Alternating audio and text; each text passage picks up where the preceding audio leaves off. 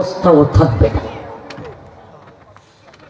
আবার ভাই কষ্ট করবে, মার রাব্বুকা ওয়া মা দীনুকা ওয়া মা তাকুলু ফি হক্কে হাযার রাজুল। ও মিয়া, তোমার প্রভুকে, তোমার ধর্ম কি, তোমার নবী কে? প্রশ্ন শুরু হবে রে ভাই। বদকার, বেনমাজি, বেরোজাদার, সুদখোর, ঘুষখোর, মদখোর, জুয়াখোর একটা প্রশ্নের উত্তর দিতে পারবে না রে। আরে প্রশ্নের উত্তর দিবে দূরের কথা গো, প্রশ্নটাই বুঝবে না। আরে কোনো কথাই বলতে পারবে না, একটা কথা ছাড়া। সেই কথাটা কি বলবে? হা হা লা আদিজি, হা হা লা আদিজি। হায়রে আফসোস, হায়রে আফসোস। প্রশ্নের উত্তর দিব দূরের কথা রে, প্রশ্নটা কি করে তাই তো বুঝি না। হায়রে হায়রে হায়, হায়রে হায়রে হায়, হায় হায় করতে থাকবে। এই হায় হায়ের কোনো ফলাফল নয়।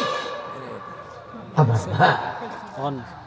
এখন শুরু হবে নেককারের সুখের ব্যবস্থা। কি সুখের ব্যবস্থা হবে? আমরা দুনিয়াতে যত ইবাদত বন্দেগী করি, এক একটা ইবাদতে এক এক জাতের পাওয়ার দেখাইবে ভাই। নেককারের সকরাতের কালে শয়তান আইয়া দুকা দেয়। মৃত বাবার সুরত দুইরা আইসা দুকা দেয়, কালিমা যত কান ফসত আর ফরিস না। নবী বলেন তখন সময় দুনিয়ায় যে লোকটা আল্লাহু নামের জিকির আদায় করিয়াছিল রে, ওই জিকিরে লোকটাকে শয়তানের দুকা থেকে হেফাজত করিয়া দে। নগদামন 1 মিনিট হইতে পারে, 1 মিনিটের জিকির সকরাতের কালে শয়তানের দুকা থেকে আমাদেরকে হেফাজত করবে। 1 মিনিট আমল করে লাই।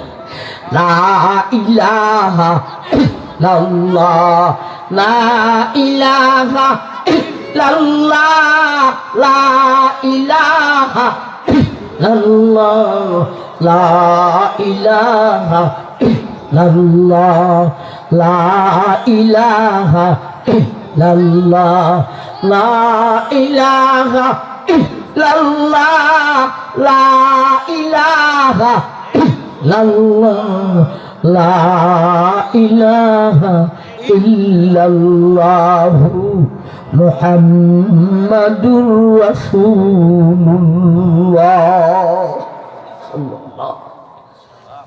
নবী বলেন, ও মারমাত, নেককারের সুকরাতের কালে শয়তান দুকা দিতে আসে রে। এমন মুহূর্তে দুনিয়াতে লোকটায় রে আল্লাহু নামের জিকির করিয়াছিল রে, ওই জিকিরে লোকটাকে শয়তানের দুকা থেকে হেফাজত করিয়া লয়। নবী বলেন, মায়ার উম্মত, নেককারেরও কবরে আযাব নাযিল হইতে চায়। এমন মুহূর্তে দুনিয়ার জগতে লোকটায় দেখ নামাজ পড়ার জন্যে উজু করিয়াছিল যে, সেই উজু আসিয়া আযাবকে দূর করিয়া দেয়। নবী বলেন, মায়ের উম্মত, নেককারেরও কবরে আযাবের ফেরেশতা ভয় দেখাইতে আসে রে। এমন মুহূর্তে লোকটায় যে দুনিয়ার জগতে নামাজ আদায় করিয়াছিল রে, ওই নামাজে আযাবের ফেরেশতাকে দূর করিয়া দেয়। নবী বলেন, মায়ের উম্মত, নেককারেরও কবরে পানির পিপাসা হইয়া যায় রে। মুহূর্তের ভিতরে দুনিয়াতে সে যে রমজানের রোজা রাখিয়াছিল রে, সেই রোজায় লোকটাকে পানির ব্যবস্থা করিয়া দেয়। নবী বলেন, মায়ের উম্মত, নেককারেরও কবরে অন্ধকার আসিয়া যায়। এমন মুহূর্তে লোকটায় যে দুনিয়ার জগতে হজ আদায় করেছিল রে, উমরা আদায় করেছিল রে, সেই হজ আর উমরা আসিয়া লোকটার কবরে বাতির ব্যবস্থা করিয়া দে। আমলের এক এক জাতির ভূমিকা, এক এক জাতির পাওয়া। এমনকি সাধারণ একটা আমল জানাবতের গোসল, মানে স্বামী স্ত্রীর রাতের বেলায় গোসল ফরজ হয়েছে। ফজরের আজান হয়েছে, দুজন একসঙ্গে উঠতে গেছে। কিসের মাঘ মাসের ঠান্ডা রে, ঠান্ডাকে উপেক্ষা করে গোসল করছে দুজনে ফজরের নামাজ পড়ার জন্য। এটার কয় জানাবতের গোসল। আরে এরা দুইজন তো হইল আল্লাহর ওলি, ঠিক না বেঠিক? আর কেউ যদি স্বামী স্ত্রী হয়, হালাল মতে গোসল ফরজ হইছে, ঘুমায় রইছে, ফজর আজান হইছে, নড়াচড়া নাই, ফজরের নামাজও পড়ছে না, সূর্য উদয় হয়ে গেছে। এর যদি ফরজ গোসল জায়েজ মতে হই, ফরজ গোসল হয়, আর সামনের ওয়াক্ত নমাজ, এক ওয়াক্ত নমাজের টাইম পার হয়ে যায়, এক ওয়াক্ত নমাজ আসার আগ পর্যন্ত মাফ। এক ওয়াক্ত সামনের ওয়াক্ত নমাজের টাইম যদি চলিয়া যায় আর গোসল করে না, যেই জমিনে দাঁড়াবে, হাঁটবে, বসবে, ঘুমাইবে, সব জমিনের মাটি লোকটাকে লালন দিতে থাকে। আমার ভাই যান, কিন্তু রাতের বেলায় দুজনের গোসল ফরজ হয়েছে, স্বামী স্ত্রী, ফজরের আজান হইছে, গোসল করিয়া লইছে, নামাজ পড়বে রে ফজরের, এটারে জানাবতের গোসল বলা হয়। খবর জগতে এমন হইবে লেখা, একটু দূরে দেখবে অনেক বড় বড় ওলিদের হালকা বসে। কি মনে করে এখন যদি একটা খবর পাই না আপনারা, অমুক জায়গায় গহরপুরি, শেখ হাতিয়া, শেখ হবিগঞ্জি, আমার ভাই শেখ দিগলবাগি, শেখ বরনবী রহমাহুল্লাহ, এরাই খেলাইছে। মিরপুরির বাস শোনার লেগে কেউ বুঝেননি, মিরপুরি নি কেন বাস করার লেগে বলবো, আমি তুটতে ধরব, ঠিক না? ঠিক।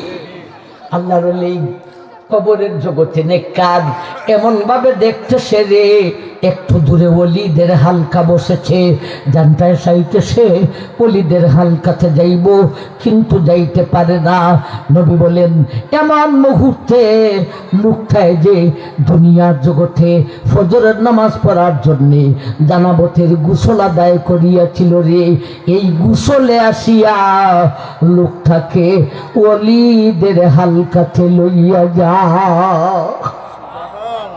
আমার ভাই, আর যদি বৎকার হয়, এ বেনুমাটি, বেরুজাদার, সুৎকুর, গুসকুর, মৎকুর, জুয়াকুর, জিনাকুর, প্রেমকুর, হে বেহদ্দা দুইষ্টি বেদি,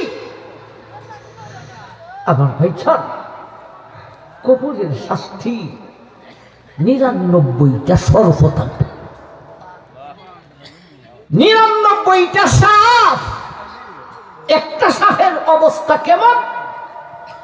আল্লাহ রাসূল বলেছেন, ওই ৯৯টি সরফের মধ্যে একটা সাফ যদি কবর জগৎ থেকে উঠাইয়ান পৃথিবীর কোথাও রাইকা দেওয়া হইতো, ওই সাফটায় শ্বাস টান দিয়া, শ্বাস যখন ছাড়ত যে তার ভিতর থেকে যেই গরম বের হইত, সারা পৃথিবীর ফসলাদি, বৃক্ষ, তরুলতা, সবুজ শ্যামলা সব জ্বলিয়া ফুরিয়া সারকার হইয়া যাইত।